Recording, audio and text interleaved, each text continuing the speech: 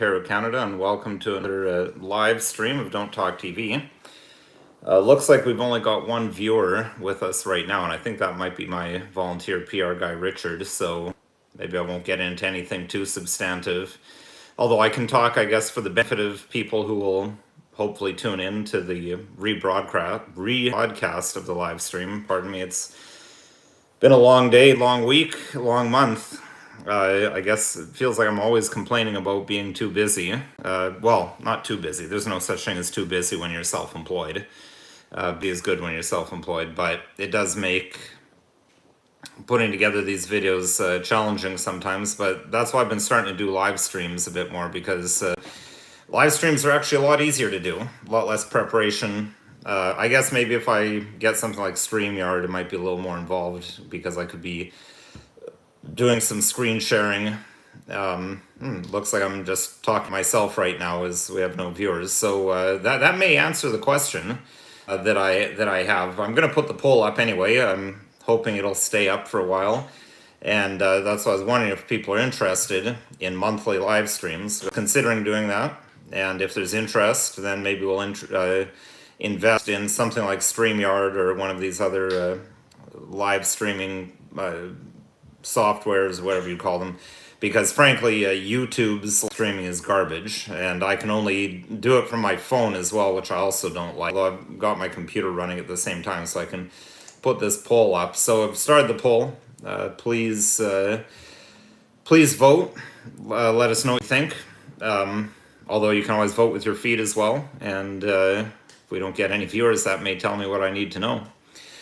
So I guess we'll just talk some things that are going on in Canadian law, or I'll talk to myself about some things that are going on in law that are addressed. Unfortunately, it seems like in Canadian law these days, it's always bad things that I'm talking about. I wish I had more good things. We did have some good news a few weeks ago where there was a good ruling with regards to the ArriveCAN. Well, actually, it wasn't ArriveCAN specifically. It was the COVID testing at the border and how that matched up with the Quarantine Act. And we do have a ruling now from a judge on a summary conviction appeal confirming that, as we've covered previously, that the Quarantine Act says you cannot have testing that involves the entry into someone's body of an object or an instrument.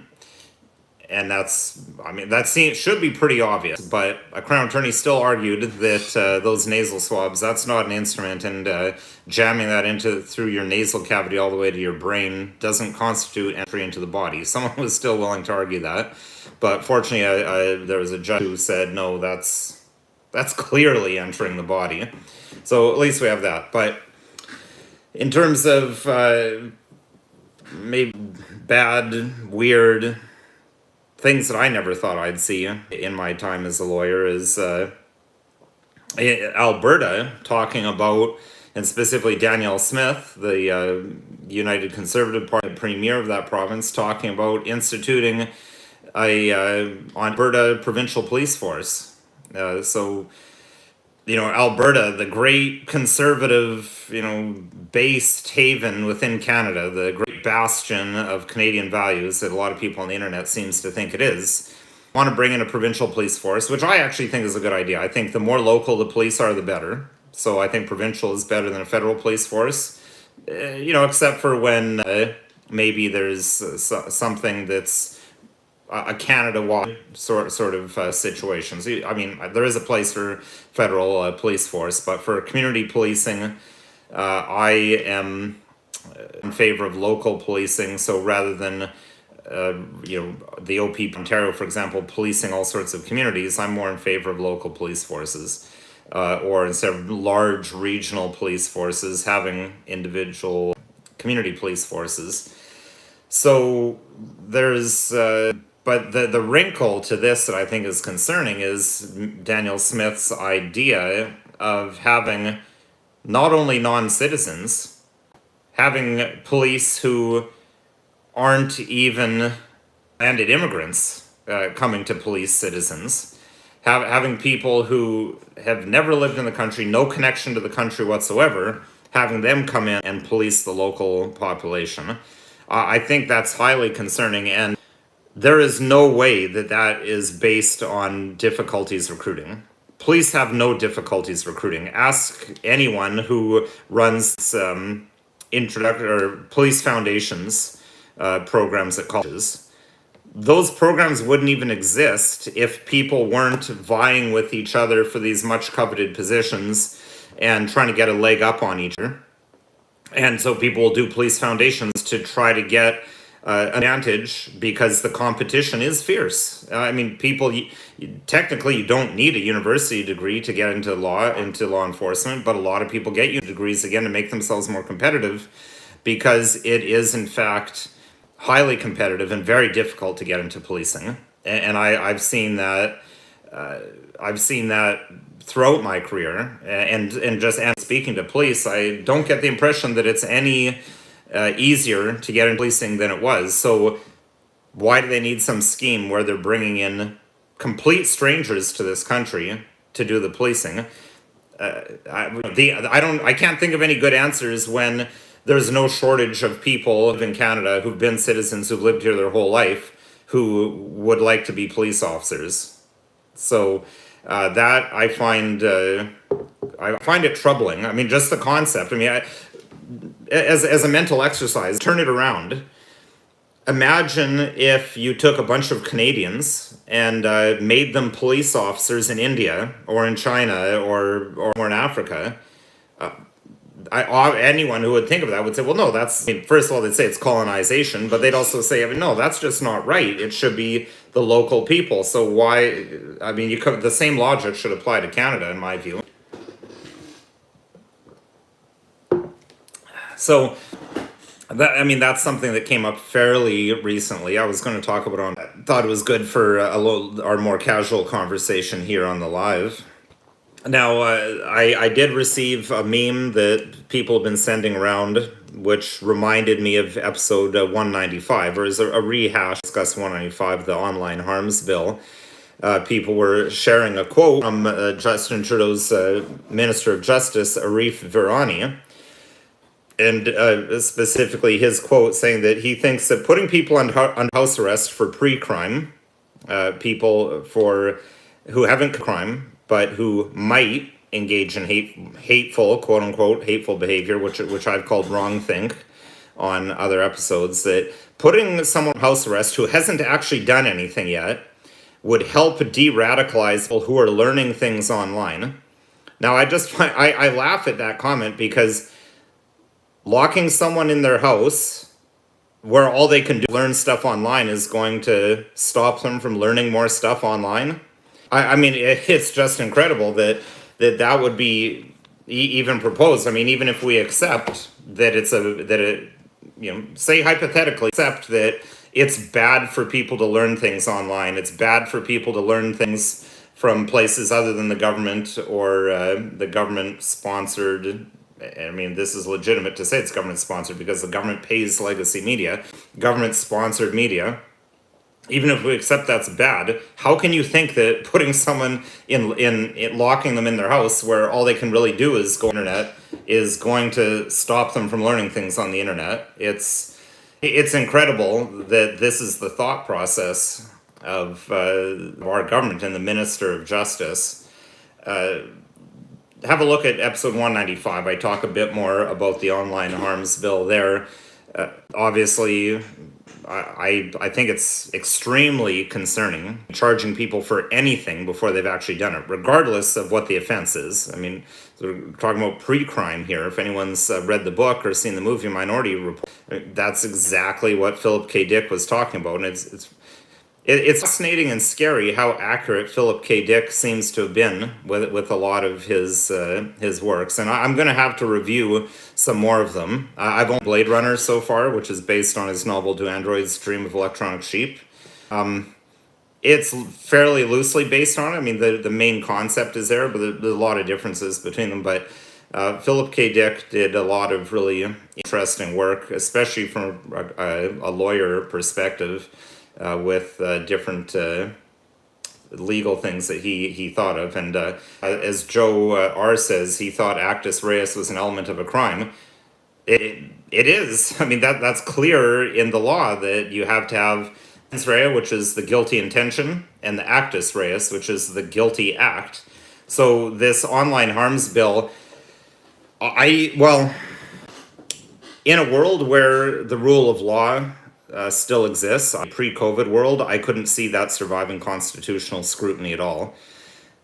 Post-COVID world, harder to, but I still think that it would be exceptionally unlikely that courts would uphold such a thing, especially house arrest, because if you look at cases such as the Supreme Court decision, Her Majesty the Queen in Proulx, Proulx, it's a decision at the house arrest provisions when they were newly introduced, and they said that house arrest is a punishment, and it's punitive, and it's akin to jail. It's just jail being served immunity. So I think the precedent is well established that house arrest is a serious restriction on liberty, and to be denied without having actually committed a crime, I don't see how that could pass constitutional scrutiny. We'll have to see if that law comes to pass. Now,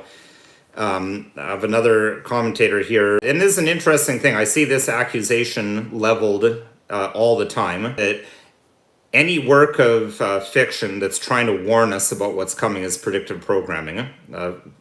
Philippians 1:6 woman is suggesting in the comments that Philip K. Dick's works are predictive programming.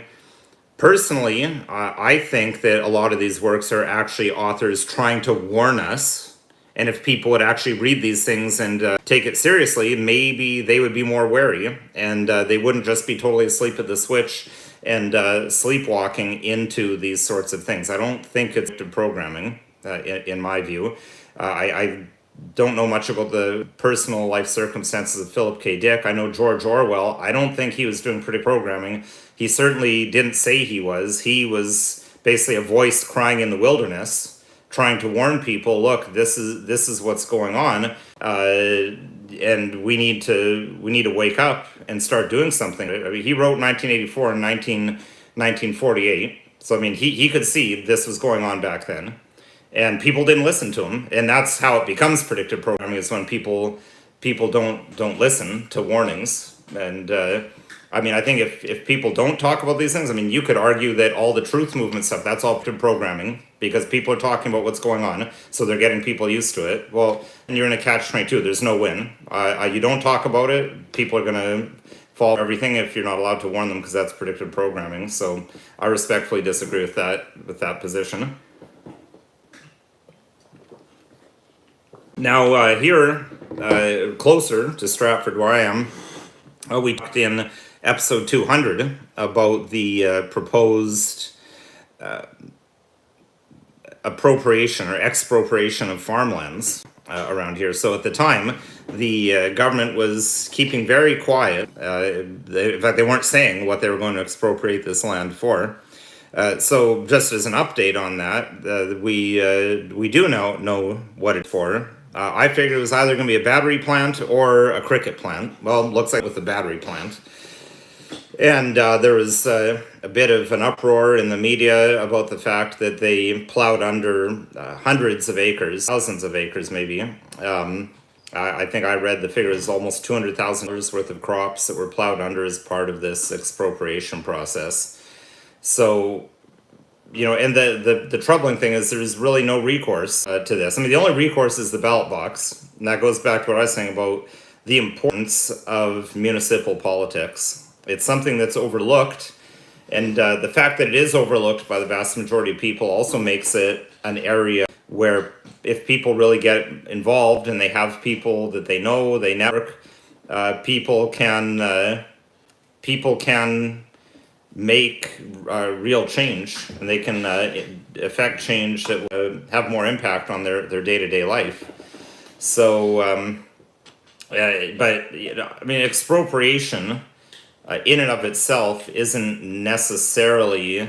I mean, I think there could be some circumstances where expropriation might be necessary if there's something really necessary to help the people. Like, say, maybe if there was a river that was flood time, you had to expropriate some land in order to dam it so that to prevent a lot of other damage to other people, something like that. I'm not saying that that particular circumstance even would be what would be a good use of expropriation law, but I think there needs to be some public good and something that really involves the safety of people. Now I know safety is a dangerous word because a lot of evils are justified on the basis of health and safety, as we've seen.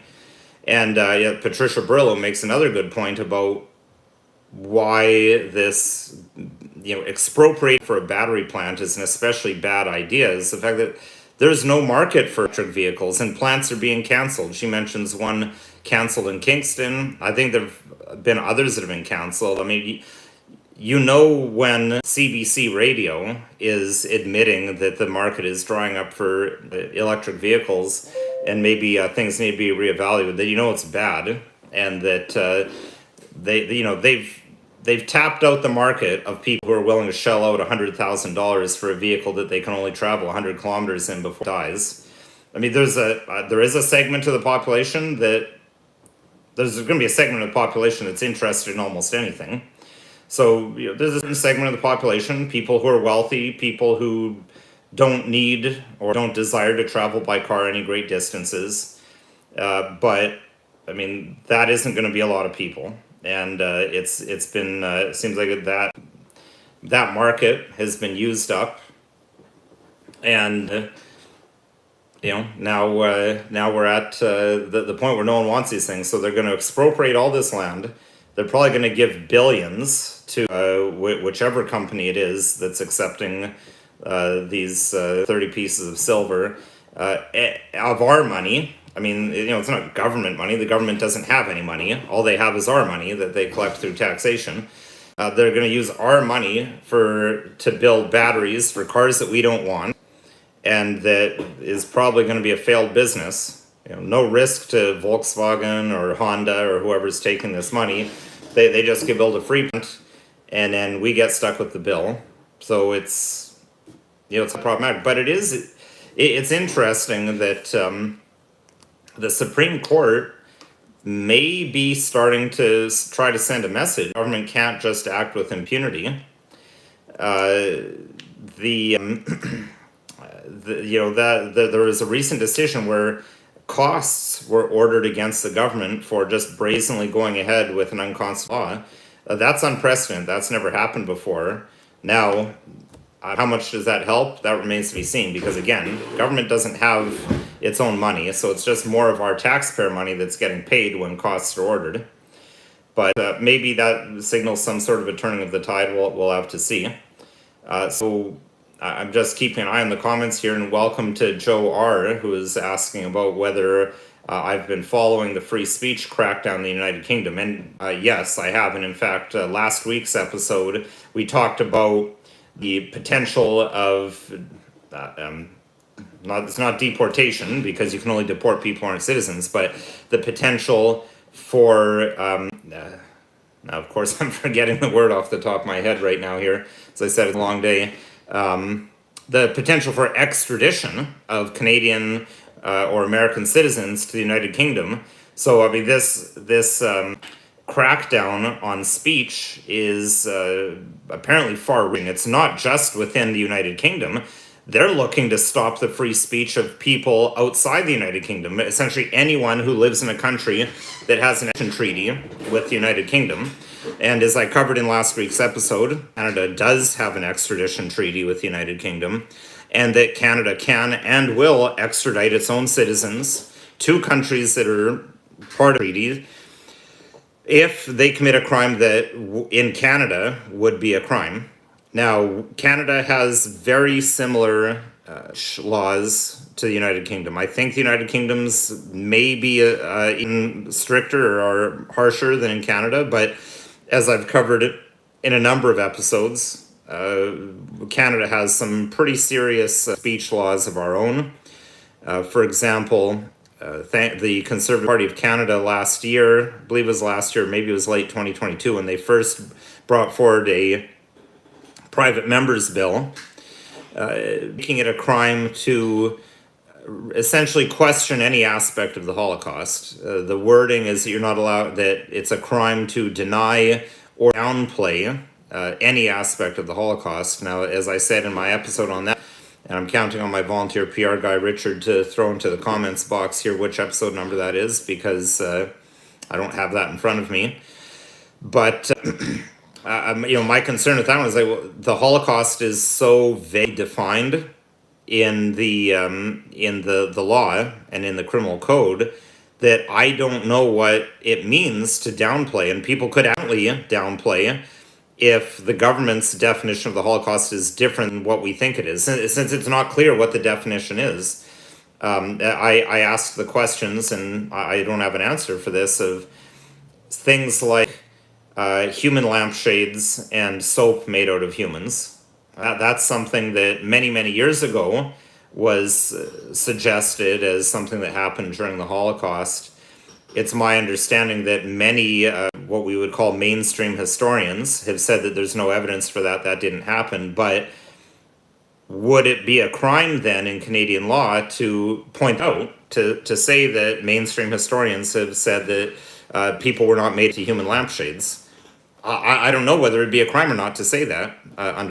But I mean, aside from the very specific Holocaust denial or downplaying law, there's we have the hate crime laws. We've covered that in a number of episodes.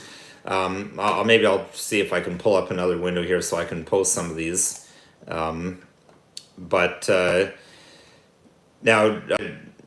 Joe, very interesting question about Ernst Zundel being acquitted. Well, the law that I'm talking about right now, this Holocaust denying or questioning law, did not exist in Ernst Zundel's time.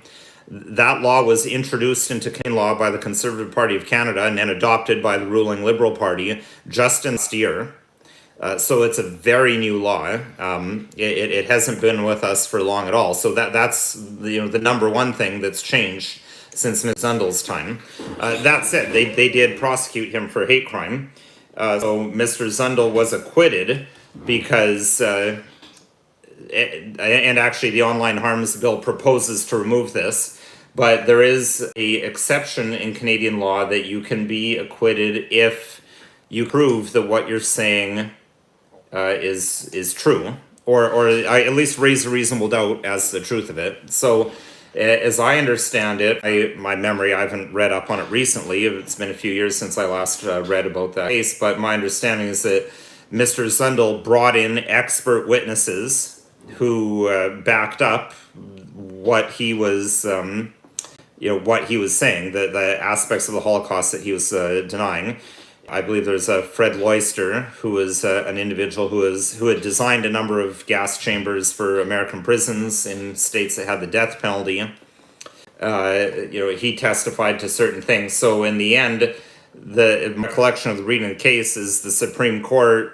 It got appealed up to the Supreme Court, and the Supreme Court ultimately said, although we find these views extremely, distasteful. That would be saying it lightly. We find these views, horrific, but, by the law as written, we have no choice but to acquit. Of course, but then Germany had different laws. So Germany, with their laws, they extradited Zundel to Germany.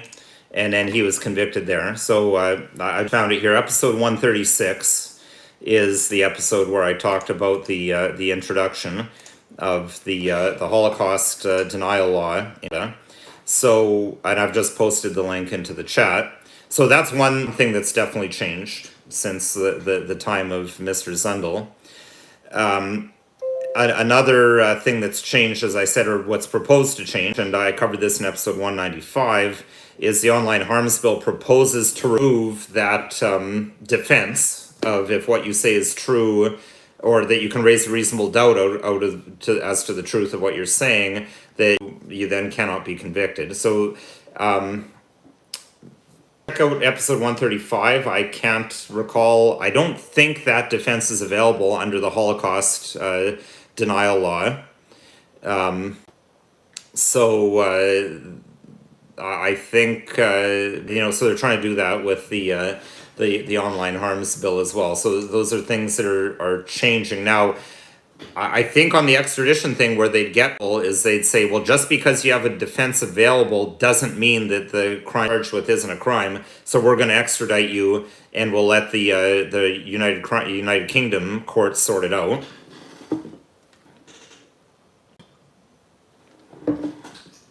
Joe R., you're out.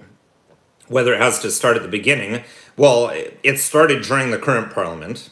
I'd have to look up to see what the current status of it is, because episode 195, of course, that was about 20 weeks ago. So I'd have to check to see what progress it's since then.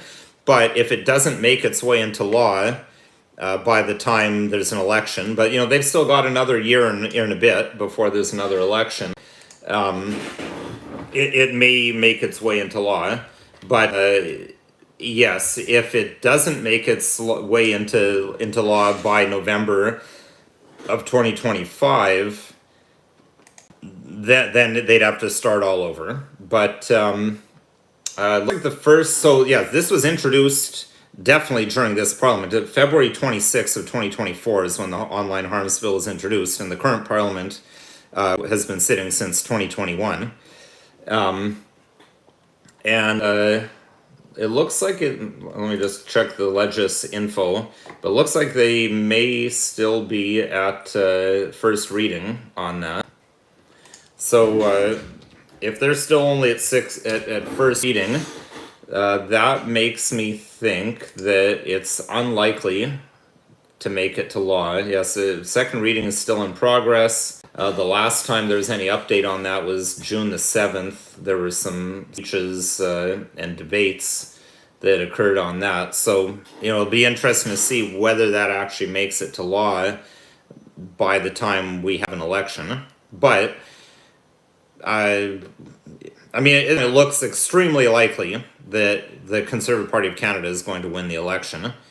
Does that mean the online harms bill won't become law, or that they won't introduce something similar? I have my doubts, although they may not put a high enough priority on it to make it law, but ideologically, I don't know that they would be opposed to that, because as I said, they're the ones who introduced the Holocaust questioning law. They voted unanimously in favor of the law that was passed last year, making it illegal, making so-called conversion therapy illegal. And if you read the contents of that law, essentially that law makes just having a conversation with your child, if they say that they think they have same-sex attraction, you have a conversation with them from a Christian perspective, for example, or a Muslim perspective, if you're Muslim, for example, that could run afoul of that law, because the way the wording is now, they would say, oh no, that's not what we intend this law to cover. But it doesn't matter what they say the law is intended for. What matters is what the actual wording of the law says, because there's a lot of laws that I'm sure were introduced without an intention that they be used for what they're used for now, but because the wording was such that it was, they can be used for things that they weren't originally intended for. So Max Headroom compared the current situation to Weimar Republic Germany, and saying it's happening all over. There's a lot of parallels. People may not know this, or maybe they know this, because things like this that I never heard of when I was younger, they're starting to be around because people see these parallels. The first gender reassignment surgeries in history happened in Weimar Republic Germany. And a lot of the that we saw in Weimar Republic Germany are happening now, although I tend to agree with Tucker Carlson when he said we're living through a rerun of Weimar Republic Germany, but more pathetic and incompetent. There seems to be an epidemic of lack of competence. That's the way people, at least, how a lot of this stuff presents. Now, the question of VPNs raised by Patricia Burlow, someone who's more familiar with technology and these things would probably be better suited to answer that than me. I don't think it hurts, but I'm sure that law enforcement, if they really want to find who you are and where they are, a VPN is probably not going to be a fail-safe. I mean, no one really knows the full capabilities of like the federal law enforcement and intelligence agencies, especially intelligence agencies, because for obvious reasons, by the very nature of their work, they don't advertise what their capabilities are. Now, as for local law enforcement, like municipal law enforcement, provincial law enforcement, for them, VPNs are probably equal to the task. As I've said in a couple of episodes, one of the very early ones, I think episode 3 or 4, and I've talked about it more recently. Things like Signal can be very useful as well. I say Signal because I've done a number of drug trafficking cases where the police have done extractions on cell phones, and this is where they physically have the cell in hand, and they're able to hook it up to their systems and extract everything on the phone. Well, first of all, iPhones that are locked, I have yet to see them be able to get into one. So that's one consideration. Whereas anything Android, I know Android users are big fans of Androids for their customizability, and maybe there's some different morals at play with how and where those are manufactured. Whereas Apple, it's well known that it's manufactured in China. I think now they've moved some to India. They're moving back to China because they've had some production issues. But so first of all, I've yet to police be able to get into an iPhone that's locked.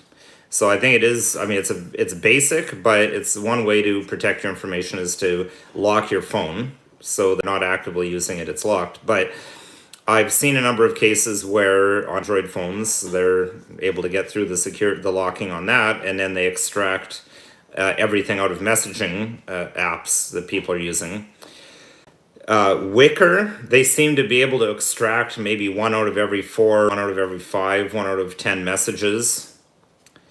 And then with Signal, I have yet to see them be able to extract anything out of Signal. Now, I know Signal seems to have some connections of its own intelligence community.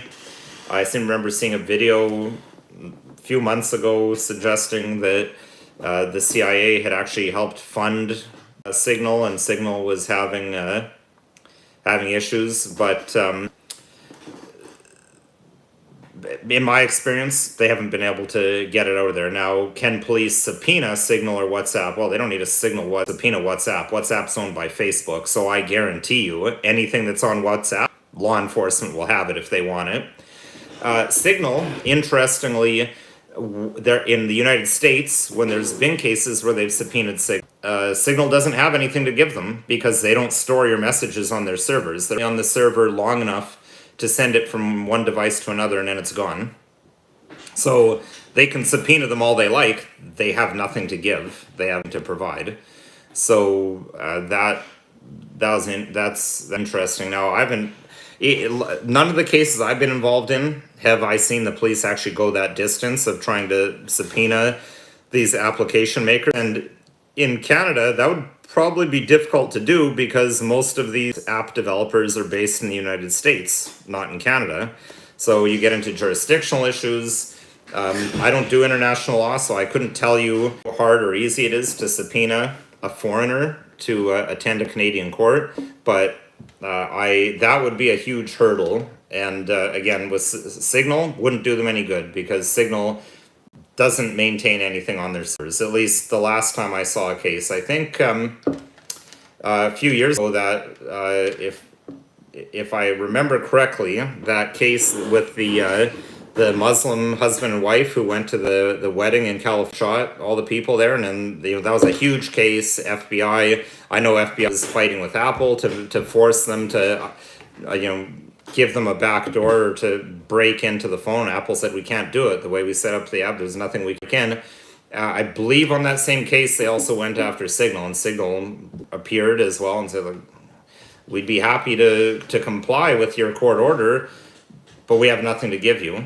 So I think those apps, they can be useful. I don't think anything is completely fail-safe, but taking at least some steps is still going to be better than taking no steps.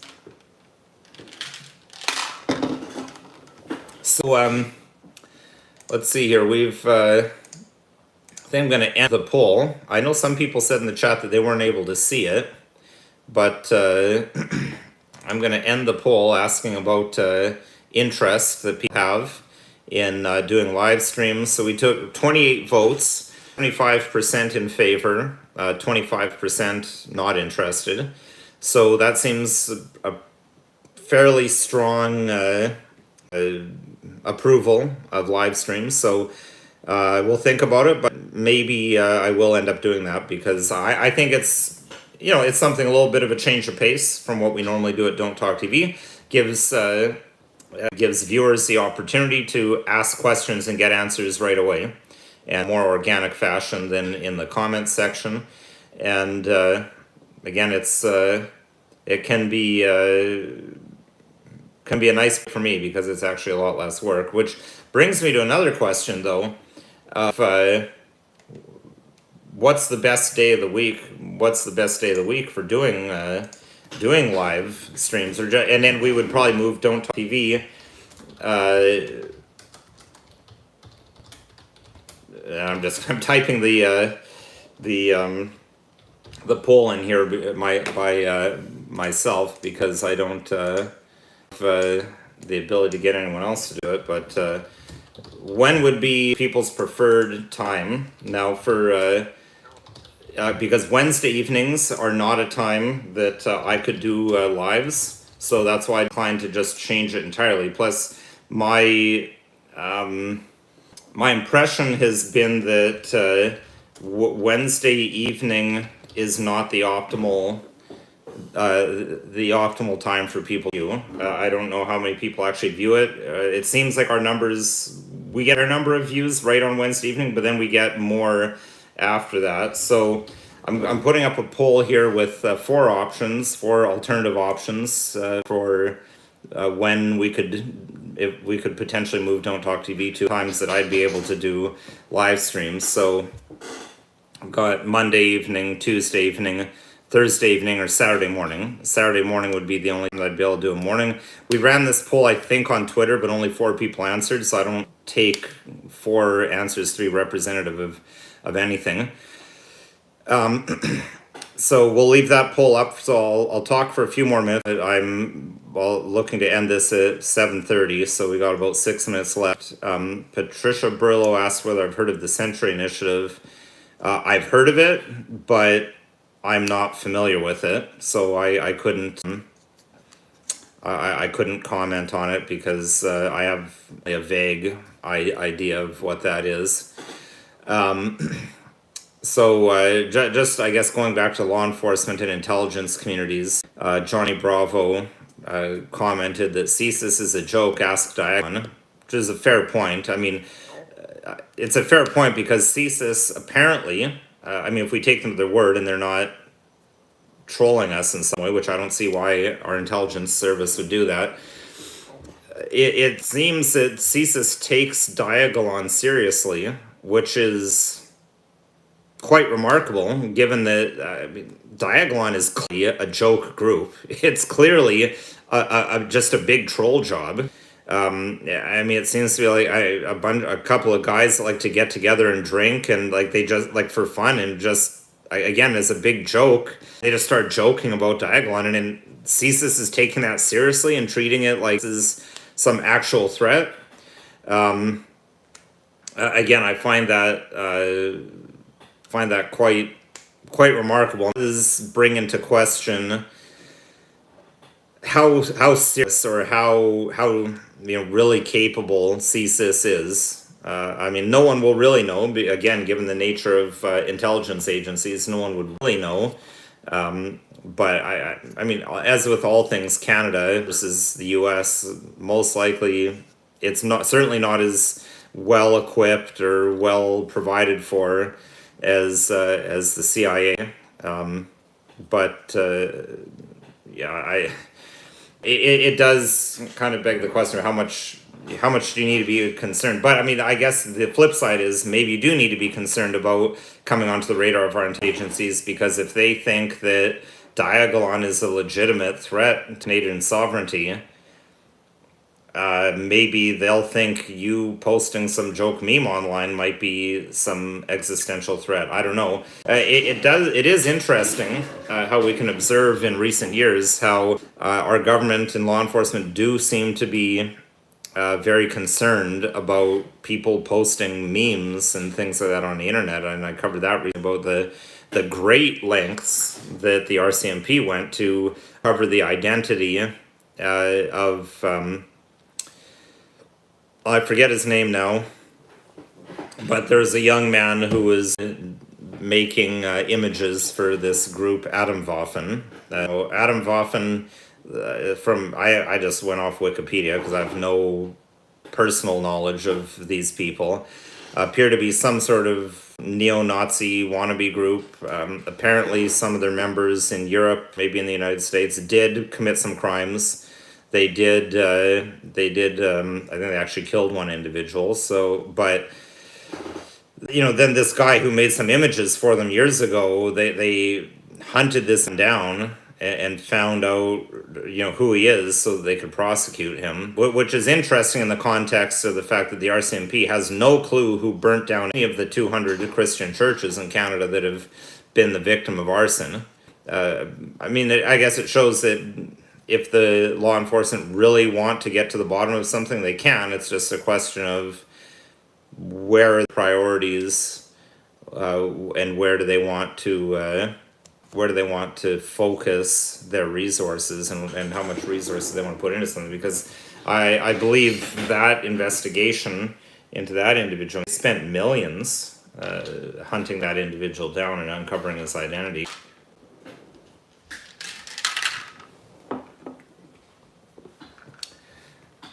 So we're just reaching the 45-minute mark here. As I said, I intend to end at 7:30 so I can get to my family. But I just wanted to thank everyone for joining us tonight. Please do vote on that vote. I see we've 28 votes so far, so that's good. That should give us some good, certainly data than the 4 votes that we got. When we did the poll on Twitter. So it looks like Thursday evening is in the lead. So we may look into shifting Don't Talk TV to Thursday evenings and then doing a live once a month, because I enjoy these live chats. There's a lot more interaction and between myself and viewers, and we'll get something better than YouTube. As I said, I'm very not impressed with YouTube's live streaming, especially the fact that I can only do it on my phone. But Patricia Burlow, you're welcome, and thank you for your expression of appreciation. And I certainly appreciate all the support that I get from our viewers. And maybe I'll have a look into, well, since I see Joe R is saying that Rumble prioritizes live streaming. I mean, the only reason I do YouTube is because we have by far, like by orders of magnitude, not that we have that subscribers in general. I think we may be getting shadow banned to an extent, but we have 8.8 thousand subscribers on YouTube. We have only a handful on Rumble, so that's why I tend to just focus on YouTube. But Joe R says that Rumble prioritizes live streaming, so maybe I'll look into Rumble. And then if people want to watch live, they'd have to go to Rumble, but we would still re-upload the live stream later to YouTube for people who prefer to use YouTube. Probably wouldn't be a bad idea for Don't Talk TV to try focusing more on things that aren't YouTube and try to encourage people to view us there. So those another thing we'll look into. So thank you to everyone who joined us tonight. It was a pretty good turnout. I'm just going to end the poll here. So it says we've got 22 current viewers, but we got, that's odd. It's saying we have votes on the preferred time to watch TV, but at one point I saw it say we had 28 votes. So I'm not sure what that's about, but we'll take those results into consideration. And again, thanks for joining us. Stay tuned. Of course, we're going to keep with our weekly content, but stay tuned especially for announcements about what date we might be shifting to, and maybe focusing more on another platform. We'll look into see what Rumble's live streaming is like. Maybe that'll be an option. Otherwise, we'll look into something like StreamYard or one of the other live streaming services that then can be sent out to other platforms like YouTube. So this video, of course, isn't legal advice. We're just talking about information. If you need advice that's specific to your situation, contact a lawyer so they can get the particulars on you and your situation and give you advice that's tailored to you.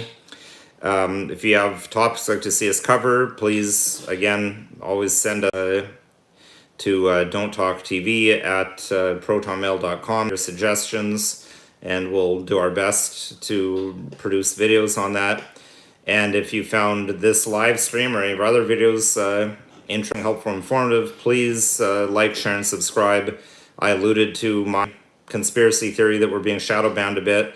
So it's really through word of mouth, because the algorithms and YouTube suggestions or whatnot aren't going to be spreading the word. It's just through viewers. So we appreciate all the shares we get, and thank you again for watching.